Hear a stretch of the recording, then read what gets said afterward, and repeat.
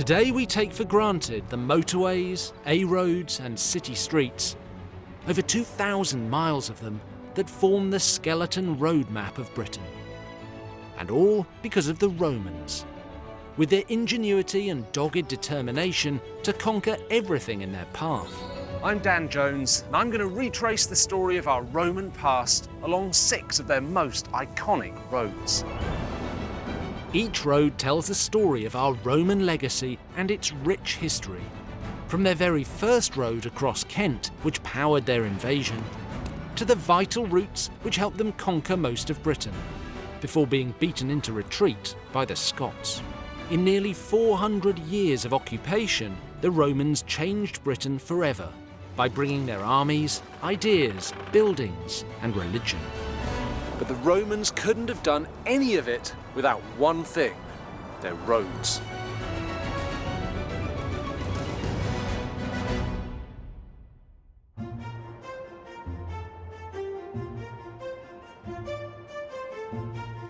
This time I'll be looking at 2 important roads which intersect in the northeast of Britain: Deer Street and Staingate. Together, they were integral to the expansion of the Roman Empire here.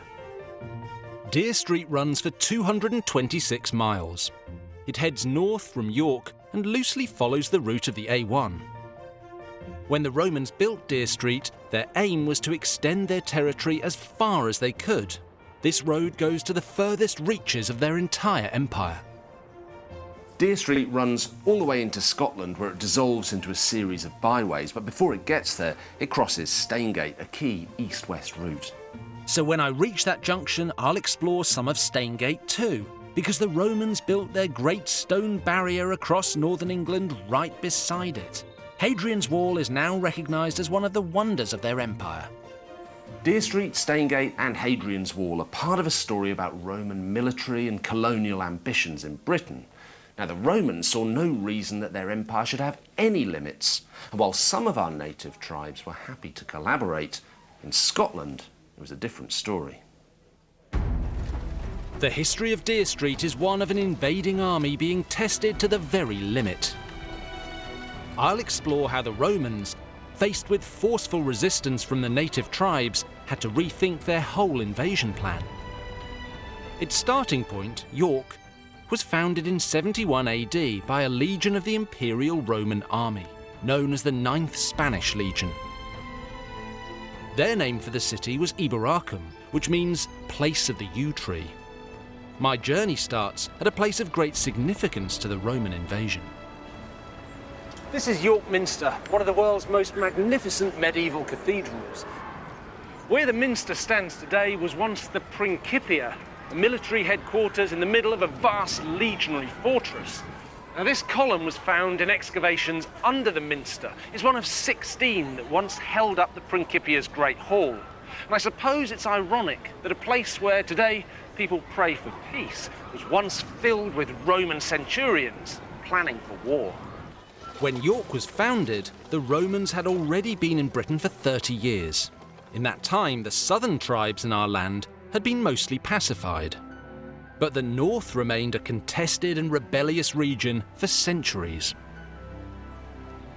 York still bears the hallmarks of an army defending its territory from hostile tribes living nearby. This is the Multangular Tower. It once formed a corner of the fortress. Now, that top part was rebuilt in the Middle Ages, but you can still see the bottom section contains the original Roman bricks. Now, archaeologists believe it would once have stood 9 metres tall, and for local people who mostly lived in single-storey buildings made of thatch, wood and mud, that must have been quite a sight. Adam Parker of the Yorkshire Museum knows the history of the Roman civilization here and of the tower. Why is there this massive wall in the middle of town? So the Multangular Tower and the city walls that come off on the side of this is the legionary fortress at Iberacum. It was first constructed in AD 70-71 by the 9th Legion and was originally a big timber fortress. And this is designed to house 5,000 to 6,000 men of the Roman Legion whilst they're here in the north. So this is the launch pad for the rest of the invasion further north past Yorkshire. So why did the Romans need 5,000 or 6,000 men right here? geographically were between two big Iron Age tribes in the region, the Brigantes and the Parisi. The Brigantes had a client relationship with Rome, which eventually broke down in the middle of the 1st century AD, requiring greater military intervention on the part of the Romans. So you're between these two dangerous tribes. Are the walls then just to keep them out? This was a big monumental imposition in the north of Yorkshire. So it's a place to house the troops, and then they're going to move forward beyond it. It was never really designed to be a place where soldiers are fighting from the battlements down onto an invading group of people underneath them. So the walls here just to impress people? They have several functions, one of which is to impose initially the dominance of the Roman Empire in this part of Britain, but they also serve to show the power and the importance of the legion in this part of Britain. And it had some pretty illustrious visitors as well.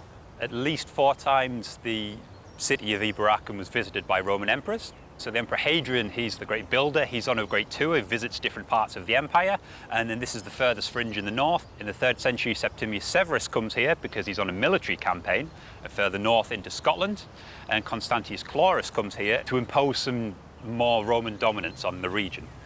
Why would an emperor feel the need to come all the way to the ends of the empire? Why not just sit in the middle and send your generals? It's important to be able to deal with regions that are politically unstable as quickly as possible.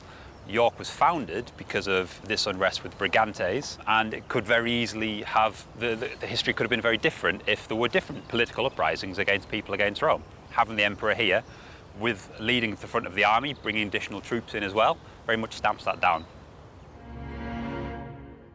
10 years before York was founded, the Romans quashed a rebellion led by Boudica, queen of the Iceni tribe, at the Battle of Watling Street.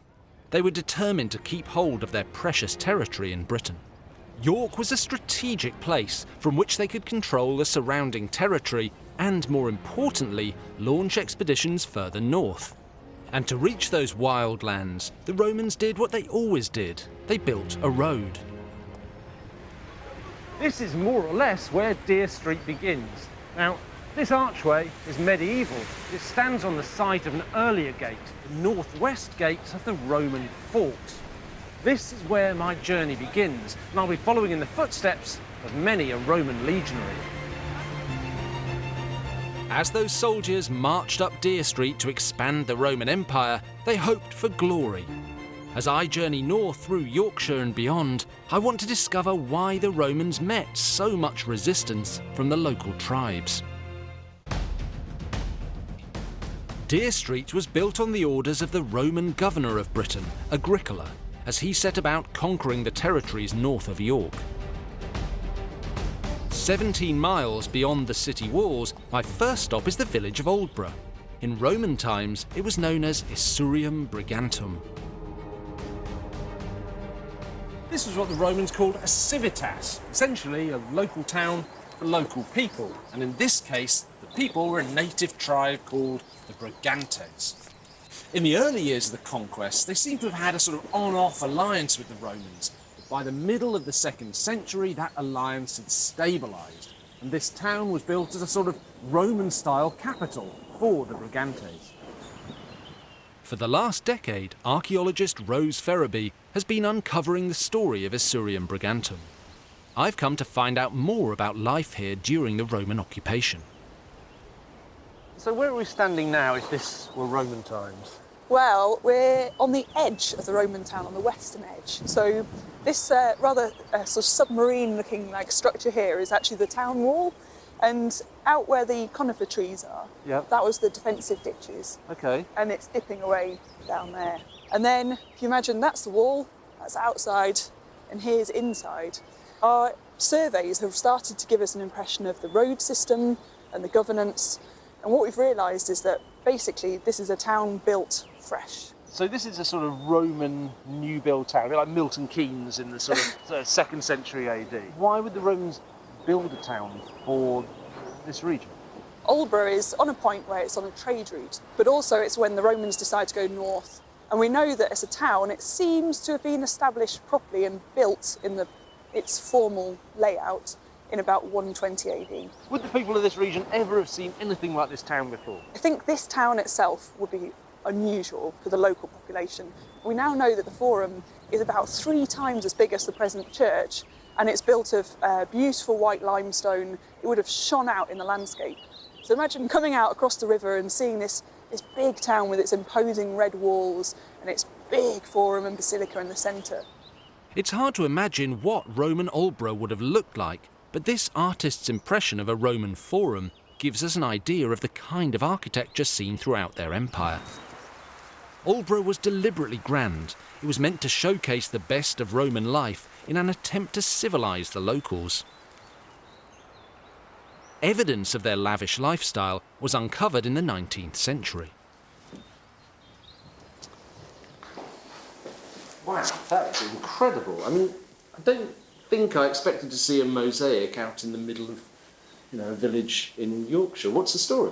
So what we've got here is a lion sitting underneath a palm tree, and all that's really left of him, you can see his tail and sort of his crossed paws at the front. Yeah. So the story is that someone was burying a dead calf in here, and they dug a hole, and that's when they came across the mosaic. So actually, quite a bit of the lion is missing because of that. But we can see the general outline of it sitting under his tree. And what this is telling us is that the residents of Aldborough, far from being at the far-flung edge of the empire, shivering in the cold, were well off. They were part of a sort of wider Roman culture. And they were doing things like bathing. They had underfloor heating. Well, the best rule in the world, I don't think anyone in Yorkshire, particularly in Roman times, had ever seen a lion sitting under a palm tree. So this is probably giving us a sense of real cultural interchange within the Roman world. Exactly, and not just that, but the fact that there are very talented craftspeople coming through as well.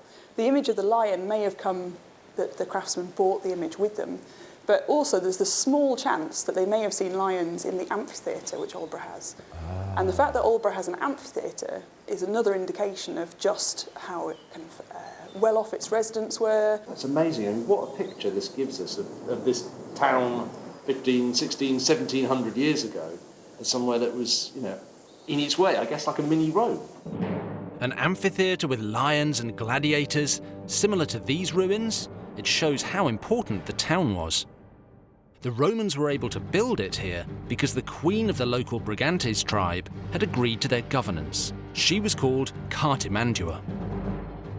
According to the Roman writer Tacitus, Cartimandua had an affair with a Roman soldier, was kidnapped by her jealous husband, and eventually had to be rescued by the Romans.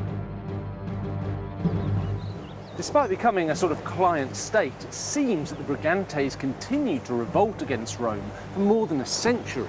Now, it's hard to know exactly what lay behind the fighting, but seeing as the Brigantes controlled a vast amount of territory stretching from Derbyshire to Northumberland, it's unlikely that everyone within that was signed up to Project Rome.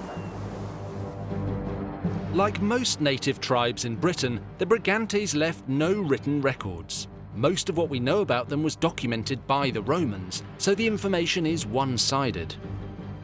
Whatever the cause of the fighting, the Roman army was kept busy here well into the 2nd century. Forts were built along Deer Street to try to quell dissent.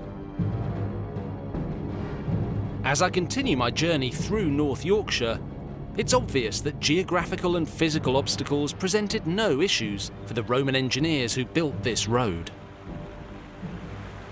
This is Piercebridge near Darlington, where Deer Street crosses the River Tees. Now, before Roman times, there would have been a ford across this river, but using it would have meant diverting the road, and that was simply not the Roman way. The Roman way was to build a bridge. In fact, they built two. The first was made of wood, crossing the river roughly where the George Hotel now stands. The second bridge, dating from the 3rd century AD, was built of sturdier materials.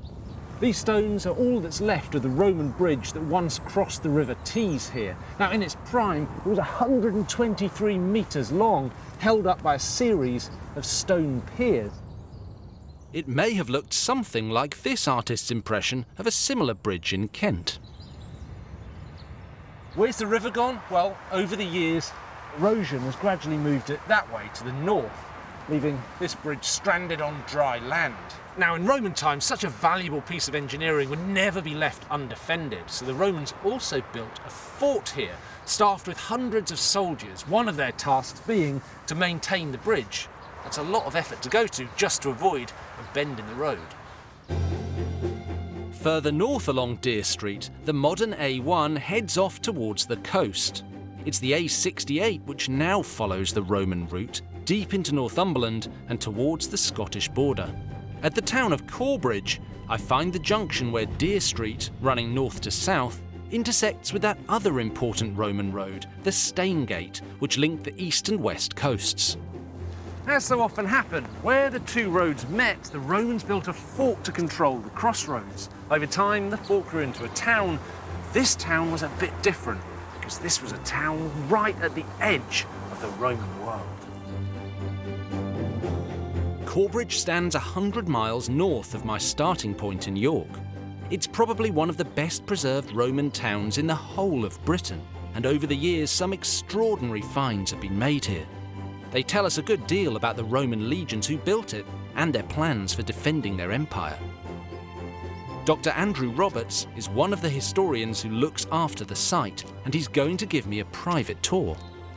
Andrew. Hi, nice to meet you. How you doing? I'm okay. Bit cold, Bit but cold. So here we are in Roman terms, right at the end of the civilised world. Why were the Romans here? well, they were intending to conquer all of Britain, and Corbridge was an important part in a strategic networks of forts that was intended to help that happen. So what came first, the town or the military? The military come first, and they build a series of forts in the late 1st century into the 2nd century. And then sometime, probably about after AD 160, the military don't need it in the same way as they used to, and so a town grows up where the fort used to be. And how was that town connected to Deer Street? Corbridge sits at an intersection between the major north-south road, which is Deer Street, and also the major east-west route, which we call the Staingate. What the residents did was that they created effectively a high street at the point at which these two major routeways connected. A Roman high street is pretty much like a high street is today. You're going to get the butchers and the bakers, you're also going to get artisans, you're going to probably have some pubs here. There would have been some temples here to Roman gods, and so travellers might want to stop in and worship. So even though we are right at the fringes of empire here, there's still a sort of connection with the centre of the Roman world. I know things are fused with local culture and local styles, but this feels very Roman, even though we are, right on the way to Scotland. It does, and I think part of that is because of the communication network, the road system, because you still get the same kind of material culture, the same kind of objects, the same of clothing, same kind of jewellery or pottery, and the same kind of cultural influences, such as architectural influences, travelling across the Roman world, and they even end up with a place like this, like Corbridge. Wherever you go in Roman towns across Britain, there seems to be quite a set pattern of town building. It's almost like it comes off the shelf and they build it. Is that a lack of imagination? Why not sort of vary it wherever you go? It's something of an archaeological joke, which is that the Romans did things the same everywhere, apart from all the exceptions. And we get a little bit of both at Corbridge in the fact that they do try to establish that same broad pattern where you have a kind of a high street and you have all the important buildings at the centre and different zones. But Corbridge itself is a little bit unusual because it doesn't quite become a town like any other in the Roman world. We've never, for example, discovered a forum at Corbridge, which is pretty much a standard building that you'd expect to find. There's more to Corbridge than the remains of a once booming Roman high street. In 1964, archaeologists unearthed something extraordinary here, the Corbridge Hoard. It's a remarkable set of personal effects from a soldier's life, dating back to the era when the town was still a fort. Sometime in the early 2nd century AD, a soldier, or maybe a group of soldiers, decided to pack away some of their equipment and personal effects into a box and to bury it. Any idea why? Any idea why? No, well, possibly they were posted somewhere else. So they were moving on, they couldn't carry everything that they wanted to carry, and they probably intended to come back for it someday. I'm really interested in this armour. Now, obviously, on the left-hand side, that's replica, but tell me about what this was made up of. Well, what you're looking at is the famous lorica segmentata, or the segmented armour breastplates. Now, until this was found, we didn't actually know how it worked. So we knew that they had segmented armour, we didn't really know how it was worn, how it fitted together. But because the cord was so carefully packed away, buried and preserved, archaeologists could figure out how it was worn and how it was fastened. There's a huge range of weaponry and other tools here. Just talk me through what we've got. Well, we have bundles of different spears here. We've got some tools, including pickaxe. We have a scabbard from a sword. So actually it's a pretty complex life and certainly a complex facility that you had here with an enormous amount of material needed to sustain a soldierly existence. Exactly, and a unit of soldiers was essentially almost like a travelling town, and you had to have all of the skills that you'd need for not just your military duties, but also for your life in general. So the soldiers who would have worn and used all this, would they have come from Italy, or would they be local lads, or who would they be? I think maybe from the soldiers from northern Spain, but you've also got to remember that some of them came from places like Germany and northern Europe, so the climate and is not so different.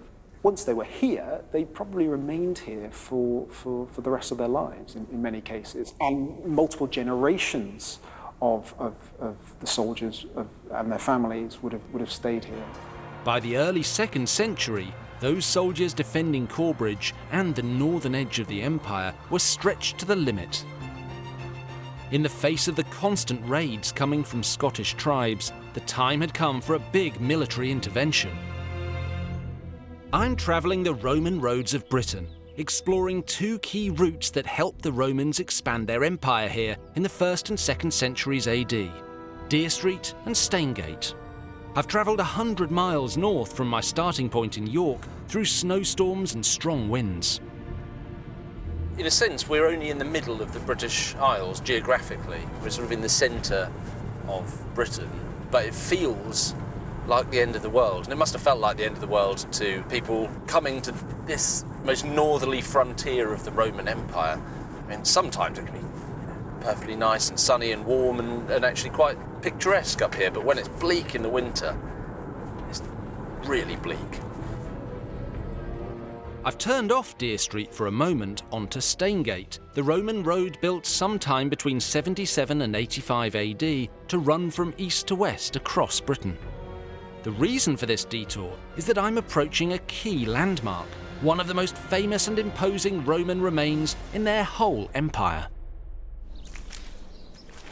In the year 122, the Emperor Hadrian came to Britain in person to sort out the problem of constant rebellions by the native tribes. His solution for peace was a particularly Roman one: build something and make it big. And this is Hadrian's Wall. Stretching for 74 miles, it's so impressive that it's a World Heritage Site.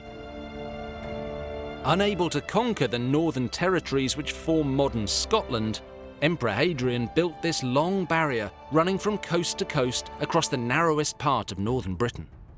It's a strange thing, really, because today this is somewhere to walk the dog, or go for a ramble, or just come and inspect a piece of our ancient national past.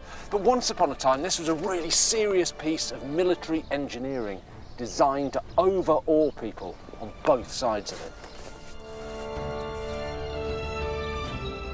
In its heyday, this wasn't just a wall, it was an awe-inspiring defence system, manned by 10,000 soldiers and measuring more than 4 metres in height. Every mile along its length, there was a gateway and small watchtower called a mile castle, with a dozen soldiers guarding it. And every 7 miles, there would have been a full-scale fort. I've come to a reconstruction of one of those forts, Vindolanda, to understand what life by the wall would have been like in Roman times. So in the 1970s, there was a replica of Hadrian's Wall built using original Roman techniques. And this is it. And actually, this is the first time I've come face to face with what Hadrian's Wall really would have looked like for someone trying to get through it, or even trying to get over it. I mean, there's just no chance. It's absolutely enormous. First of all, it's the scale of it. And then it's the sense that if you had only ever seen single-storey buildings made of timber, thatch, mud, basically. And then suddenly, this foreign power, this invading colonial force comes through using techniques and materials you've never seen before, and just cuts a swathe through the landscape from coast to coast. It must have been absolutely astonishing. You stand here and even though this is a replica, you get the sense that Hadrian's Wall wouldn't just have been intimidating, it would actually have been terrifying. Dr. Andrew Burley runs the trust which looks after the fort today. He's agreed to reveal some of the secrets of the wall. This really gives us a sense of what life on the wall would have been like. Yeah, it gives us a sense of scale, which is so hard to see on the ground when you just see a little mound or an inverted monument or just a few feet high. So here we've got a tower that's about 8 meters tall, and this is what we think is a sort of typical height of the towers that are between the mile castles. So we've got the curtain wall itself, the main sort of barrier, the physical barrier, and then between every mile castle, there's a little sort of fortlet or castle every mile with a gate, so you can go from one side of the wall to the other. We've recreated one of the towers here to give you an idea of scale and the sort of view you'd get from the top of the wall. So this is just really one of the smaller towers along the wall. Yeah. That's quite amazing to me because it's massive. How long did this take to build? This was built in the 1970s. This was 1974. It took about 6 months to put this up. Yeah, with volunteers, doing the bulk of the work. So when the original Hadrian's Wall was built, legions doing it rather than volunteers, how long would it have taken then? We can imagine that with their sort of whole military supply and scheme everything around about them, it would take them 3 or 4 months to put up an equivalent section to this little bit that we're standing on. And not just towers and bits of wall, they've got to do the mile castles, and there are forts behind, and the road and the infrastructure. This isn't something that just the governor of the northernmost bit of Britannia would do. This is something that's centrally planned. Every single person paying taxes in the Roman Empire, a little bit of their tax is going into this. Wow.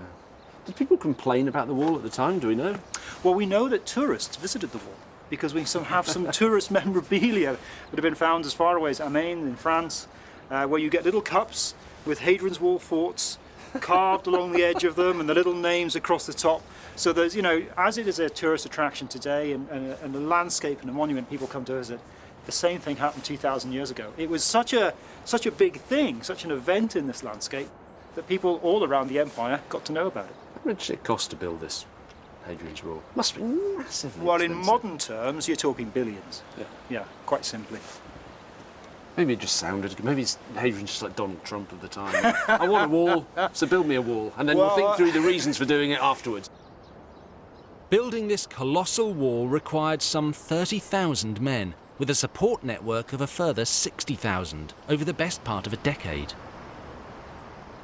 For its entire length, a defensive ditch ran in front of the wall. This can only have increased its overwhelming appearance in the local landscape. Where did the people who came to build the wall, to man the wall, what parts of the empire were they coming from? They come from all over the Roman Empire. So this fort here has got mixed garrisons of Dalmatian mountain soldiers, but we've got Tungrians from Belgium, Batavians from Holland, we've got Spanish cavalry, we've got bargemen from the Tigris, we've got, it's the whole Roman Empire distilled on this narrow bit of land in Britain. It must have been a bit of a shock to come from Dalmatia, that's modern Croatia, or that Adriatic coast, and come and be freezing your nether regions off up here and... Well, it would certainly help to keep you working, wouldn't it? Warm through work, absolutely. That's probably an imperial message as well. Emperor Hadrian himself came to supervise the building of this defensive structure, unprecedented in the whole empire. In the very same way you get dignitaries inspecting, big public works today, you can imagine the Roman soldiers put on a good show, and some of the most impressive sections in the middle here, no doubt he inspected. So the emperor kind of shows up, puts his high vis and his hard hat on, lads, that looks all right, and off he goes back to Rome. And as soon as he leaves, they make some of the mile castles smaller, they make the wall thinner, they think, right, we've got to get this done. Forts along the wall would have been busy multicultural settlements. Vindolanda itself was built on a boggy site, which must have been unpleasant for anyone posted here. But the Romans' loss ended up being our gain, because waterlogged soil is ideal for preserving organic items like leather and wood. Andrew has unearthed a treasure trove of Roman items that tell us a lot about the people who lived in the shadow of the wall. Well, these look rather fine. Are they found here? They're found here, yeah. This is just a selection of the over 7,000 items of leather that come from this site, of which over 5,000 are shoes. Do we know who would have worn shoes like these? Yeah, and this is we do, and we get a really good impression of the sort of population that was here through the items of footwear. Partly because we're a dimorphic species, so men and women have different shaped feet, which is really useful on average. But also the different shapes and sizes tell us of the different sort of type of population that's here. So the first two examples here are both men's boots, military boots from the 1st century. So this is just after the Staingate Road has been built, and we've got these sort of open boots here with the very fine lacework you see at the back. They look a bit too delicate to be tramping about around Hadrian's Wall. I mean, I'm not a military man, but I would want something a bit more sturdy. Well, I kind of agree with you. I mean, if it's a sort of day like today and it's a bit sort of snowy out there, I prefer this one to this one. Yeah, for sure. But you can see this has actually been cut off a little bit. I'll hand it to you. You can sort of... I can hold it? Yeah. You can sort of get a feel for the weight of it. Can I have a sniff? You can have a smell if you want. You smell a leather?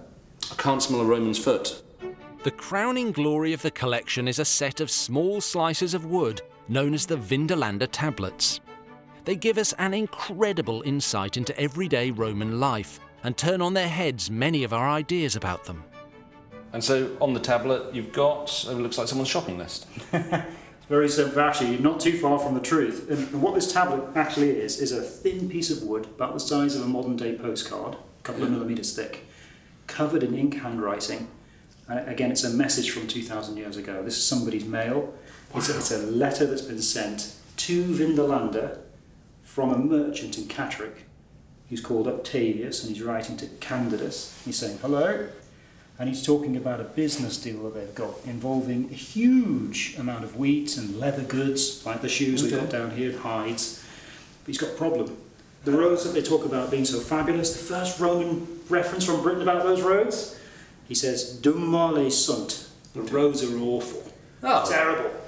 So, you know, everything we've taught at school, is that complete rubbish? According to the Romans, it might be. They're not impressed with their own highways. Wow, so they've got, what, potholes and ruts and what have they? Too dangerous to send the wagons. Not prepared to risk the beasts pulling the wagons because of the state of the roads. These are people having to deal with the conditions on the ground 2,000 years ago to keep this base supplied on the edge of the frontier.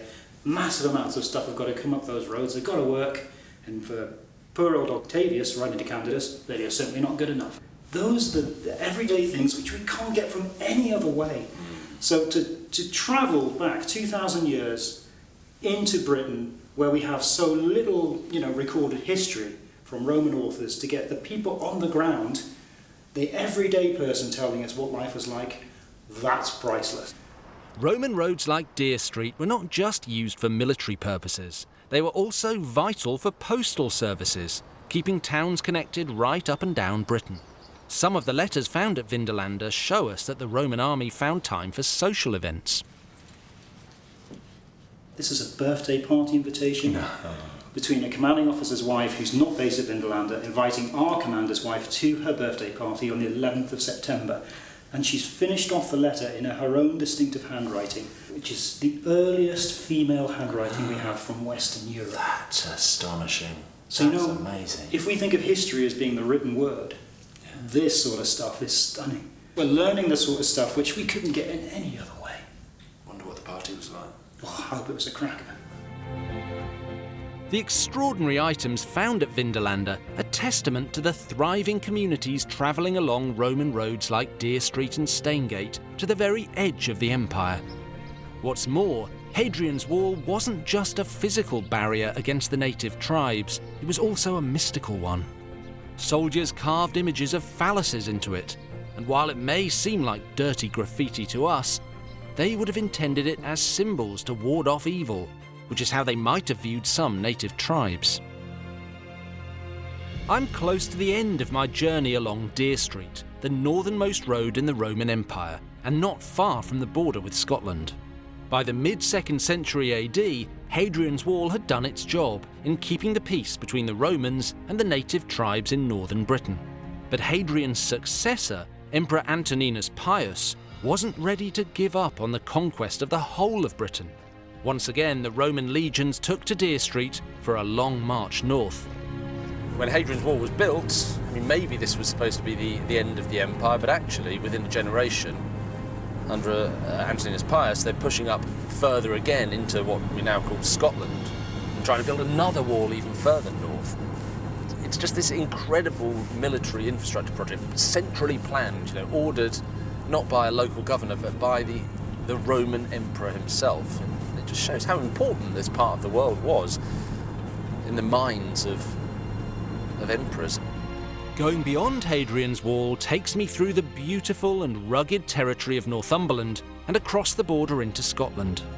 From Darlington to Melrose in the borders, Deer Street gradually reduces in size. Having been the A1, it turns into the A68 and then a series of unpaved trackways. The lowlands of Scotland were never really part of the Roman Empire, but even here, Deer Street runs as straight and as true as anywhere. Even in the middle of hostile enemy country, the legions stuck to their task. You kind of got to admire them. The Romans called this region Caledonia, and they wanted it to be their own. In Scotland, Deer Street never outgrew its original purpose, which was as a line of communication for the army. So all the key Roman sites north of the border, like this one at Tremontium, relate to the military. After Hadrian's death in 138 AD, Antoninus Pius made a determined effort to try and conquer Caledonia. At first he was successful, and by 142 AD he started building the Antonine Wall, about 100 miles north of Hadrian's Wall. But unlike Hadrian's creation, this was a series of huge earthworks, mounds and ditches designed to slow attackers down.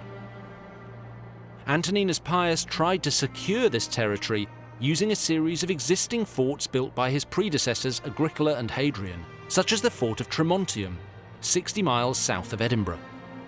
I've come to meet Dr. John Reed to find out more about the type of resistance the Romans faced in Caledonia. So traditionally this has been a fortified area? Yeah, I mean this was a native stronghold. Every one of the hills around here has got a hill fort on the summit. This is one of the densest areas of hill fort construction in Europe.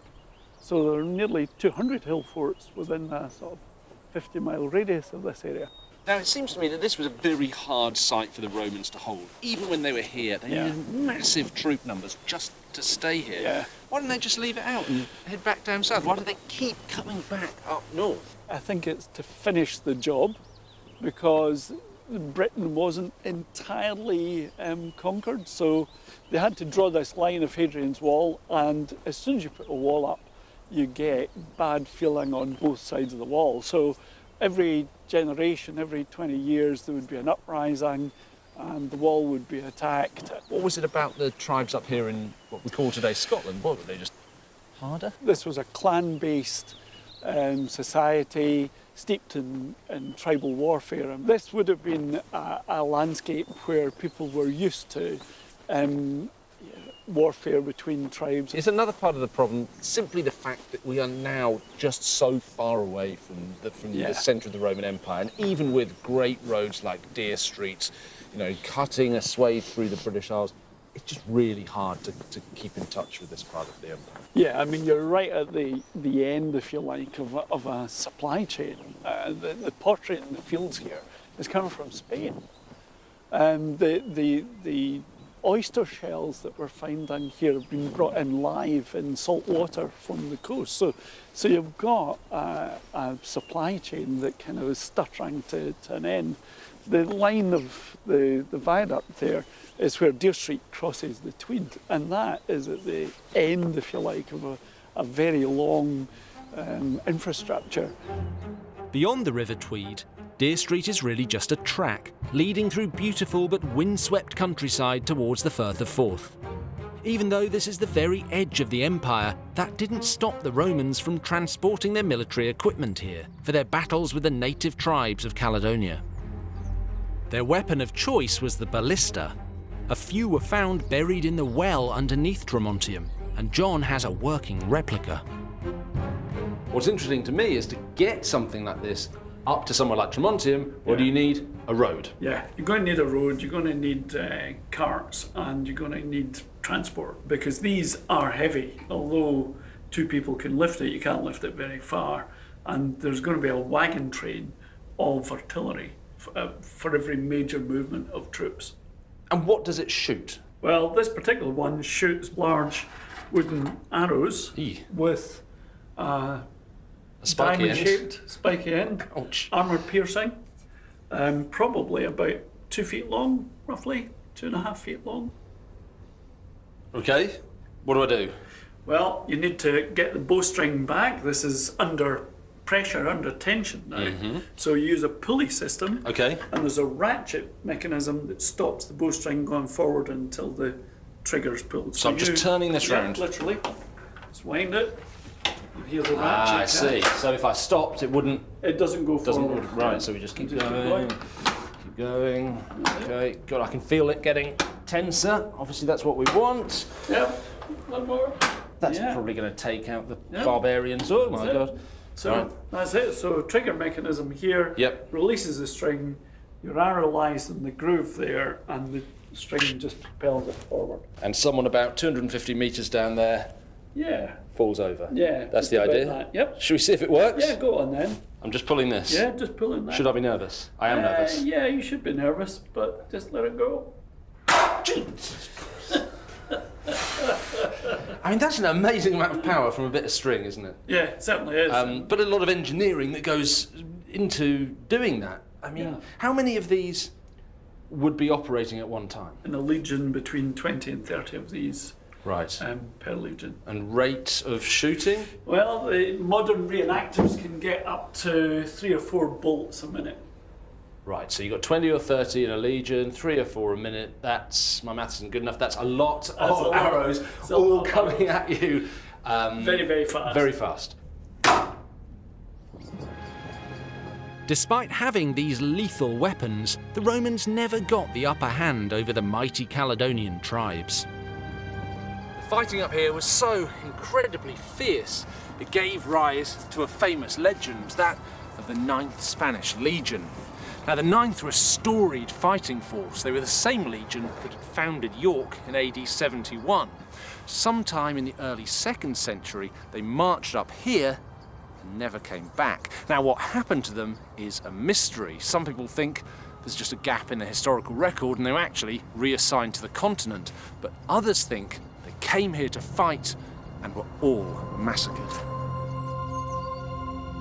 What we do know is that after numerous attempts to occupy Caledonia, the Roman army eventually gave up. Only 8 years after completion, the Antonine Wall was abandoned in 162 AD.